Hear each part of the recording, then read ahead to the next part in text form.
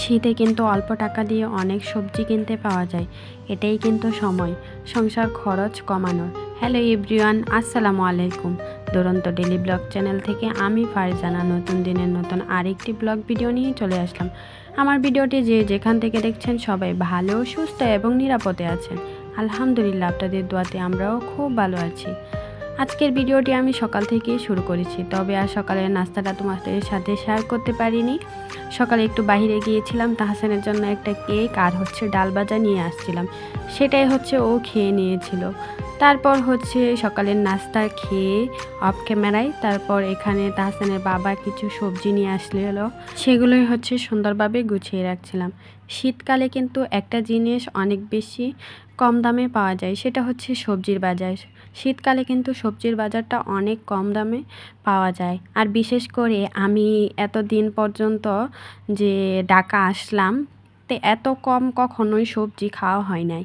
এই প্রথমবার মানে শীতে এত কম দামে সবজি খেতে পারছি। মাত্র 100 টাকার সবজি নিয়ে আসছিল, আর ব্যাগ ভরে কিন্তু সবজি নিয়ে আসছিল। কি বলবো, এত কম দাম। বাজারে কিন্তু সবজির দামটা এখন বর্তমানে অনেক কম। 20 টাকা, 10 টাকা, 15 টাকা কেজি কিন্তু সবজি পাওয়া যায়। আর কিছুদিন পরে কিন্তু এই সবজির বাজারটা আরও বেশি বেড়ে যাবে। তখন আর শীতকালের মতো এই সবজিগুলো কম দামে কিনে খেতে পারবো না। তারপরে এখানে কিছু সবজি নিয়ে আসছিল। এই সবজি দিয়েই কিন্তু আমার প্রায় 1 সপ্তাহের মতো চলে যাবে। মাত্র 500 টাকার বাজার দিয়ে কি করে 1 সপ্তাহ চালাই, সেটাই আজকে তোমাদের সাথে শেয়ার করব। এখন যেহেতু শীতকালে কিন্তু সবজির বাজারটা অনেক কম থাকে। আর তোমরা যারা আমার রেগুলার ভিডিও দেখে থাকো তারা কিন্তু সবাই জানো, আমি কিন্তু মাসের বাজারটা একসাথে করে নিই। চাল, ডাল, তেল, লবণ যা কিছু আছে যাবতীয় সব কিছুই কিন্তু 1 মাসের বাজার একসাথে করে নেওয়ার চেষ্টা করি। আর মাছ, মাংস সব কিছুই কিন্তু একসাথে কিনে নিয়ে আসি। তো ওইগুলো দিয়েই কিন্তু আমার পুরো মাসটা সুন্দরভাবে চলে যায়। তো দেখা যায় পুরো মাস অনেক সুন্দরভাবে চলে যায়। তো কিনতে হয় শুধুমাত্র সবজি। আর এখন যেহেতু শীতকালে কিন্তু সবজির দামটা কম, তার জন্য কিন্তু অনেক অল্প টাকা দিয়েই কিন্তু আমার পুরো 1 সপ্তাহ চলে যায়। তারপর এখানে দুপুরে রান্না করার জন্য প্রস্তুতি নিচ্ছিলাম। আজকে দুপুরে লাউ শাক রান্না করব, আর সিম, আলু, টমেটো দিয়ে মাছ রান্না করব। এতটুকুই কিন্তু আজকে দুপুরে রান্না করব। প্রতি সপ্তাহে যদি আমরা বাজারটা না করি, শুকনো বাজার, পুরো 1 মাসের বাজার যদি একসাথে করে নেওয়া হয় তাহলে কিন্তু অনেক সুবিধা। সপ্তাহের বাজার কিন্তু অল্প টাকা দিয়ে সুন্দরভাবে চালিয়ে নেওয়া যায়। যেমন আমি কিন্তু প্রতি মাসে একসাথে শুকনো বাজার, মাছের বাজার বা মাংসের বাজার সব কিছুই কিন্তু একসাথে করে নিই।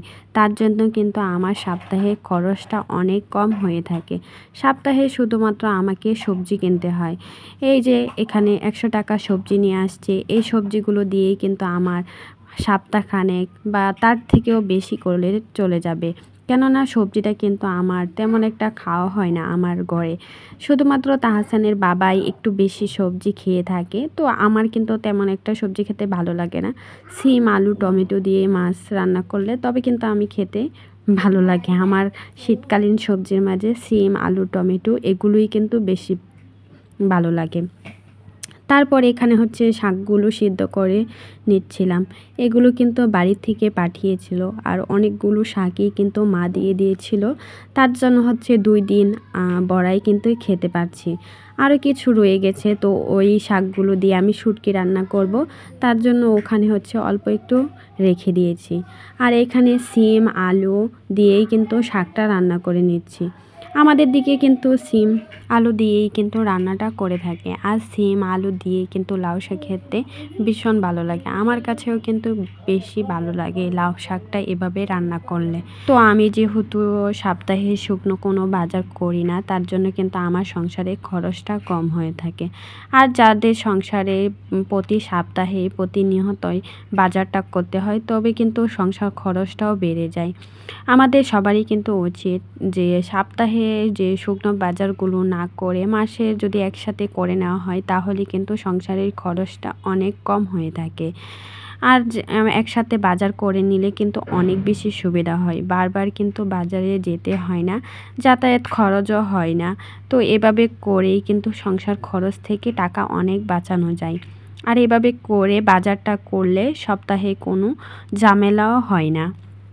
লাউ শাকটা সিদ্ধ করে তারপর হচ্ছে এখানে আমি মাছের তেলের পকোড়া বানিয়ে নিচ্ছিলাম। মাছের তেলের তরকারি বা পকোড়া যাই বলো না কেন আমার কাছে অনেক বেশি পছন্দ।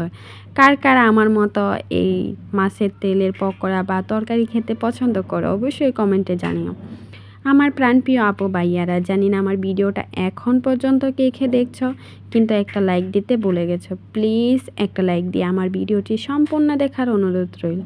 আর যারা আমার চ্যানেলটাকে নতুন ভিজিট করেছো, চাইলে তোমরা আমার চ্যানেলটাকে সাবস্ক্রাইব করে আমার পাশেই থেকে যেতে পারো এরকম ডেইলি ব্লগ দেখতে। তারপর এই তো মচমচা করে আমি পকোড়াগুলো বেজে নিয়েছি। আর এই পকোড়াগুলো খেতে এত বেশি মজা হয়েছিল কি বলবো, আমার ঘরে নিমিষেই কিন্তু প্লেটটা খালি হয়ে গেছে। লাস্টে আমি কিন্তু পাই না, এরকম অবস্থায় এতটা বেশি মজা হয়েছিল। তারপরে এখানে হচ্ছে আমি শাকগুলো ভাজি করে নেব, তার জন্য হচ্ছে পেঁয়াজ রসুন ভেজে নিচ্ছি। আর শাকগুলোর সাথেই কিন্তু মরিচটা দিয়ে দিয়েছি, তার জন্য আর এখানে মরিচটা দেওয়া হয়নি। আর শুকনো মরিচ ভেজে রেখেছি, সেটা হচ্ছে আমি শাকের সাথে খাবো। শাকের সাথে কিন্তু শুকনো মরিচ খেতে কিন্তু ভীষণ ভালো লাগে, তাই না? আমরা গৃহিণীরা যদি একটু বুদ্ধি খাটিয়ে সংসারটাকে চালানোর চেষ্টা করি বা চালাই, তাহলে কিন্তু মাস শেষে সংসার খরচ থেকে অনেক টাকাই জমাতে পারি। যেমন মাসের বাজারটা যদি একসাথে একটা লিস্ট করে হাজব্যান্ডকে দেওয়া হয়, তো সব বাজার যদি একসাথে করে নিয়ে আসে, তাহলে কিন্তু সপ্তাহে আর বাজারগুলো বারবার বাজারে গিয়ে করতে হয় না। আর সপ্তাহে খরচটাও কিন্তু অনেক কম হয়ে থাকে। সব বাজার যদি একসাথে করে নেওয়া হয়, তাহলে কিন্তু আর সপ্তাহে কিন্তু আর শুকনো বাজারগুলো করতে হয় না, শুধুমাত্র সবজি কিনলেই হয়ে যায়। তো আমিও কিন্তু প্রতি মাসের বাজারগুলো একসাথে করে নিই। আর সপ্তাহে কোনো আমার বাজার করতে হয় না, সপ্তাহে শুধুমাত্র সবজি নিয়ে আসে তাহসানের বাবা। তো এই তো এগুলো করেই কিন্তু আমি সংসার খরচটা কমিয়ে থাকি। আর এভাবে চলাফেরা করলে কিন্তু মাস শেষে অনেক টাকাই জমানো যায়। যেমন আমিও কিন্তু সংসার খরচ থেকে এভাবে করে টুকিটাকি করে টাকাটা জমিয়ে থাকি। তারপর এখানে হচ্ছে মাছটা রান্না করব, ওই গ্যাস নাই, তার জন্য হচ্ছে এখানেই রান্নাটা করে নিয়েছিলাম। অল্প একটু গ্যাস যখনই থাকে তখনই কিন্তু আমি ঝটপট ওইখানে রান্নাটা করে নেওয়ার চেষ্টা করি। মাঝে মাঝে দেখা যায় রান্নার অর্ধেক হয়েছে, তখনই কিন্তু গ্যাসটা চলে যায়। তো তখনই কিন্তু ইলেকট্রিক চুলার মাঝে রান্নাটা আমাকে শেষ করতে হয়। তারপর হচ্ছে এই মাছগুলো দিয়ে হচ্ছে সিম আলু টমেটো দিয়ে রান্না করব। আলুগুলো আমি আগে সিদ্ধ করে নিয়েছি। আমি যেহেতু ডেলি ব্লগ শেয়ার করি, তার জন্য হচ্ছে নিত্যদিনের কাজকর্ম সংসারের যাবতীয় এগুলোই কিন্তু ঘুরিয়ে ফিরিয়েই তোমাদের সাথে শেয়ার করি। জানি না আমার ভিডিওটি কার কার কাছে ভালো লাগে বা ভালো নাও লাগতে পারে, কিছু করার নেই। তো সংসারের কাজকর্ম কিন্তু তোমাদের সাথেই শেয়ার করতে হয়। আর কিছু টপিক নিয়েই তোমাদের সাথে কথা বলার চেষ্টা করি। আর আমার সংসারের এই সব টপিক নিয়েই তোমাদের সাথে শেয়ার করার চেষ্টা করি। যারা নাকি আমার মতো ফ্যামিলি আছো, তাদের কিন্তু অনেক বেশি উপকারে আসবে। আর যারা টাকা জমাতে পছন্দ করো, সংসার অল্প টাকা দিয়ে খরচ করতে চাও, তারাও কিন্তু অনেক বেশি পছন্দ হবে। এই তো আজকের ভিডিওটা এই পর্যন্তই ছিল। সবাই ভালো থেকো, সুস্থ থেকো। আল্লাহ হাফেজ।